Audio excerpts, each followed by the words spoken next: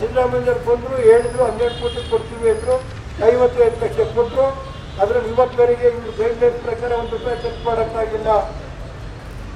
ಅದರಿಂದ ನಾನು ಹೇಳೋದು, ಇದು ಕೊನೆ ಎಚ್ಚರಿಕೆ ಕೊಡ್ತಾ ಇದ್ದೀವಿ.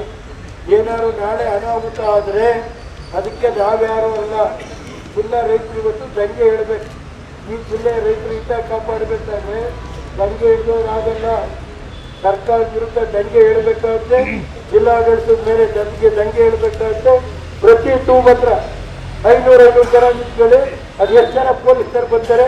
ನಾಳೆ ಏನಾದ್ರು ನಮ್ಮ ಕಾರ್ಯಕರ್ತರಿಗೆ ಹೆಚ್ಚು ಕಮ್ಮಿ ಆದರೆ ಜಿಲ್ಲಾಧಿಕಾರಿಗಳೇ ನೇರವಾಗಿ ಹೊಣೆ, ಬೇರೆ ಯಾರು ನಾವು ಹೊಣೆ ಮಾಡೋಕ್ಕಾಗಲ್ಲ. ಇದಕ್ಕೆ ಜಿಲ್ಲಾಧಿಕಾರಿಗಳು 144 ಹಾಕ್ಯಾರೆ. ಆ ಚಾನಲ್ ಮೇಲೆ ಬಸವಕ್ಕೆ ಮಕ್ಕಳಿಗೆ ಆ ಬಸ್ಸಲ್ಲಿ ಹೋಗ್ಬಾರ್ದು ಅನ್ನೋದು ಹೇಳ್ತೀನಿ. ಈಗ HMTC ನಾಲೆಯಲ್ಲಿ ದೊಡ್ಡಕುಂಟೆ ಮೇಲೆ, ಹರಿಯಾಪುರ ದೊಡ್ಡಕುಂಟೆ ಮೇಲೆ ಇವತ್ತು ನಾಲೆ ಏರಿದ ಮೇಲೆ ಜನ ಓಡಾಡಬಾರ್ದ ಅಥವಾ ಬಸ್ ಓಡಾಡಬಾರ್ದ? ಇದು 144. ಆ ಕಡೆಗೂ 180 ಯಾರು ಬರಬಾರ್ದು. ನಿಮ್ಮ ಉಬ್ಬಿದ ರಕ್ತನಾಳಗಳ ಸಮಸ್ಯೆಗೆ ಎವಿಸ್ ಆಸ್ಪತ್ರೆಯಲ್ಲಿ ಕೇವಲ 30 ನಿಮಿಷದ ಲೇಸರ್ ಚಿಕಿತ್ಸೆಯೊಂದಿಗೆ ಮುಕ್ತಿ ಹೊಂದಬಹುದು. ಹೆಚ್ಚಿನ ವಿವರಗಳಿಗಾಗಿ ಸಂಪರ್ಕಿಸಿ 8088837000. ಈ ಕಡೆಗೂ 180 ಯಾರು ಬರಬಾರ್ದು. ಇದೇನೋ ನೋಡ್ತೀರಾ?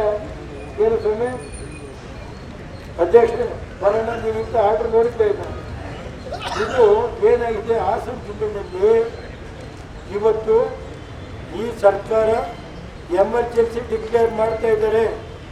ಪೊಲೀಸ್ನವ್ರು ಇಟ್ಕೊಂಡು ನಮ್ಮ ರೈತರನ್ನ ತೊಕ್ಕಲೆ ಮಾಡಕ್ಕೆ ಹೊರಟಿದ್ದಾರೆ. ನಾಳೆ ಹೆಚ್ಚು ಕಮ್ಮಿ ಆದರೆ ಪೊಲೀಸ್ ಅಧಿಕಾರಿಗಳಿಗೆ ಹೇಳ್ತೀನಿ, ನಾಳೆ ಹೆಚ್ಚು ಕಮ್ಮಿ ಆದರೆ ನೀವು ಅವರನ್ನ ಜವಾಬ್ದಾರಿ, ಜಿಲ್ಲಾಧಿಕಾರಿಗಳು ನೀವಿಬ್ಬರೇ ಜವಾಬ್ದಾರರು. ನಾಳೆ ಯಾವ್ದಾದ್ರು ಪ್ರಾಣ ಹಾನಿ ಆದರೆ ಅಥವಾ ರೈತರಿಗೆ ಏನಾದ್ರು ತೊಂದರೆ ಆದರೆ ಇದಕ್ಕೆ ನೇರವಾಗಿ ಜಿಲ್ಲಾಧಿಕಾರಿಗಳು, ಜಿಲ್ಲಾಡಳಿತನೇ ನೇರವಾಗಿ ಹೊಣೆ ಅಂತ ಹೇಳ್ಬೇಕಾಯ್ತು. ನಾಳೆ ಸಾಯಂಕಾಲ ನಾವು 5 ಗಂಟೆವರೆಗೆ